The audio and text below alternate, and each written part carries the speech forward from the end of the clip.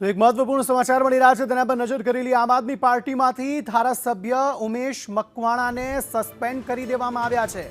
આમ આદમી પાર્ટીએ ઉમેશ મકવાણાને પાર્ટીમાંથી 5 વર્ષ માટે સસ્પેન્ડ કર્યા છે। પક્ષ વિરોધી પ્રવૃત્તિ બદલ મકવાણાને સસ્પેન્ડ કરાયા છે। આજે ઉમેશ મકવાણાએ પક્ષ પર જાતિવાદી રાજનીતિના આરોપ લગાવ્યા હતા। પ્રતીક જાદવ આ અંગે વધુ માહિતી આપી રહ્યા છે। જી પ્રતીક।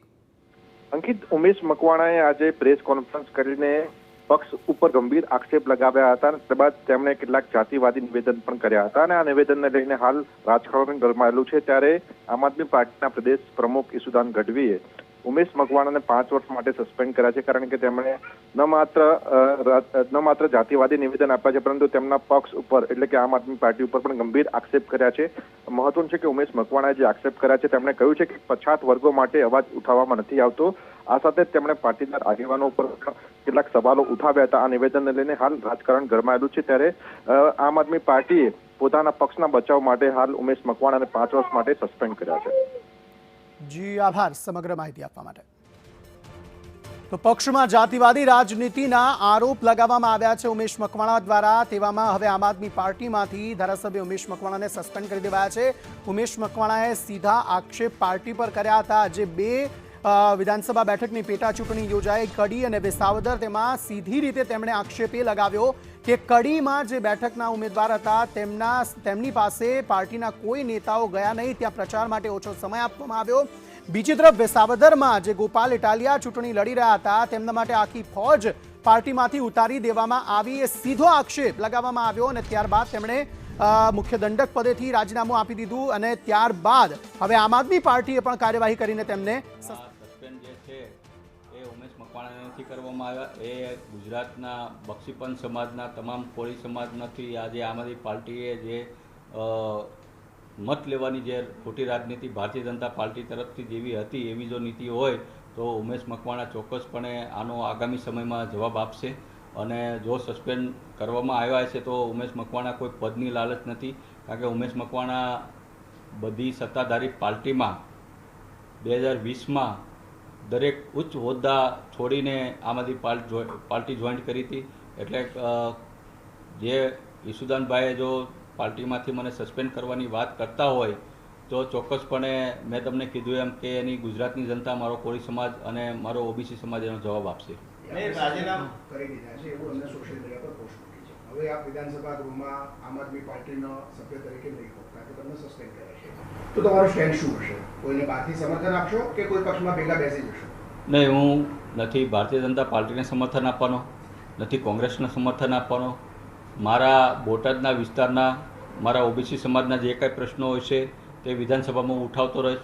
જે વિધાનસભાની અંદર જે દરેક સભ્યોને પોતાની મિનિટો આપવામાં આવે છે એમાં હું ચોક્કસપણે મારા કોળી સમાજના પ્રશ્નો હોય તોય ભલે, એ ઓબીસી સમાજના પ્રશ્નો હોય તોય ભલે, પછાત સમાજના પ્રશ્નો હોય તો ભલે, મારા બોટાદના પ્રશ્નો હોય તોય ભલે, એ વિધાનસભાના સભ્ય તરીકે, ધારાસભ્ય તરીકે હું એનો ચોક્કસપણે અવાજ ઉઠાવતો રહીશ। અને રહી વાત આમ આદમી પાર્ટીમાંથી મને સસ્પેન્ડ કરવાની, તો આગામી સમયમાં એ ગુજરાતની જનતા, મારો ઓબીસી સમાજ, મારો કોળી સમાજ એ આમ આદમી પાર્ટીને જવાબ આપશે। ઇટાલિયા અને ઈસુદાન બંને પાર્ટીમાં મનમાની ચલાવી રહ્યા એવું લાગે છે તમને? કોઈ વ્યક્તિગત ઉપર હું નહીં જાઉં। આ નિર્ણય સસ્પેન્ડ કરવો ન કરવો એ રાષ્ટ્રીય નેતૃત્વનું કામ છે, કારણ કે હું રાષ્ટ્રીય નેતા છું। કદાચ ઉતાવળમાં મેં તમને કીધું એમ કે મારા રાજકીય હરીફો જે આમ આદમી પાર્ટીમાં છે એને ઉમેશ મકવાણાનું કદ વધે એ ન ગમતું હોય એટલા માટે ઉતાવળમાં એની સત્તા વિરુદ્ધમાં જઈ અને ભૂલમાં એને ટ્વીટ કરી દીધી હોય, પણ એને પણ વિચારવું પડે કે ઉમેશ મકવાણા કોઈ ગુજરાતનો નેતા નથી, એ રાષ્ટ્રીય નેતા છે। સસ્પેન્ડ કરવું હોય તો પહેલાં રાષ્ટ્રીય જે નેતૃત્વ હોય, શીર્ષ નેતૃત્વ હોય એના પૂછી વિશ્વાસમાં લઈ અને કરવું, અને કર્યા હોય તો મને વાંધો નથી। મેં તમને કીધું એમ કે મારી ગુજરાતની જનતાનો હંમેશા ઉમેશ મકવાણા અવાજ બન્યા છે, અવાજ બનતો રહેશે। ધારાસભ્ય તરીકે ક્યારેય ઉમેશ મકવાણા રાજીનામું આપવાના નથી અને હર હંમેશ મારા કોળી સમાજ હોય, મારો ઓબીસી સમાજ હોય, પછાત સમાજ હોય, હંમેશા એનો અવાજ ઉઠાવતા રહે છે. મેં તમને કીધું એમ આમ આદમી પાર્ટીના અમુક નેતા, પાર્ટી નહીં અમુક નેતા પોતાની વિચારધારામાંથી ભટકી ગયા છે. એટલા માટે થઈને ઉમેશ મકવાણાએ તમામ પદોમાંથી રાજીનામું આપે છે. રહી વાત મેં તમને સસ્પેન્ડ કરવાની વાતનું હું ખંડન કરું છું, પણ ઉમેશ મકવાણાએ જ સામેથી તમામ પદોથી રાજીનામું આપ્યું છે. અને રહી વાત ભાજપમાં જવાની, કોંગ્રેસમાં જવાની, ઉમેશ મકવાણા ક્યારેય જવાના નથી. જે વિચારધારા છે તેનાથી વિપરીત જઈ રહી છે અને આ આક્ષેપ સાથે આમ આદમી પાર્ટીના જે ધારાસભ્ય છે ઉમેશ મકવાણા, તેમણે પોતાના બંને પદ પરથી તો રાજીનામું આપી દીધું, પરંતુ એ સ્પષ્ટતા કરી હતી કે તેઓ ધારાસભ્ય તરીકે ચાલુ રહેવાના છે. ધારાસભ્ય તરીકે તેઓ રાજીનામું નથી આપવાના, પરંતુ આમ આદમી પાર્ટીએ સામે પક્ષમાંથી તેમને સસ્પેન્ડ જરૂર કરી દીધા છે. સૌથી મોટા સમાચાર હાલના. આ સમગ્ર મામલે દિનેશ બાંભણિયાએ પણ આ મામલે પ્રતિક્રિયા આપી છે.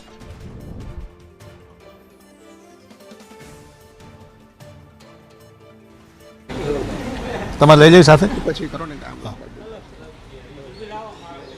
ઉમેશ મકવાણાનું કહેવું છે કે પાટીદારોને જીતાડવા માટે આખી પાર્ટીએ કામ કર્યું અને પછી એ પણ કહ્યું કે આ પાસના કન્વીનરોએ અનેક લોકોના ભોગ લીધા છે આંદોલન સમયે.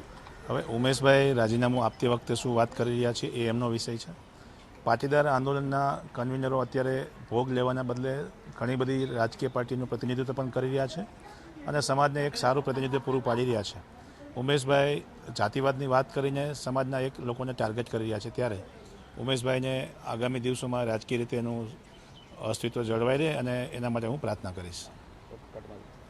પરમ દિવસે બેઠક સમાજની છે, આંદોલનકારી નેતાઓ છે પણ જોડાવાના છે, શું વિષય એમાં ચર્ચા? આ એક કાર્યકર્તાઓની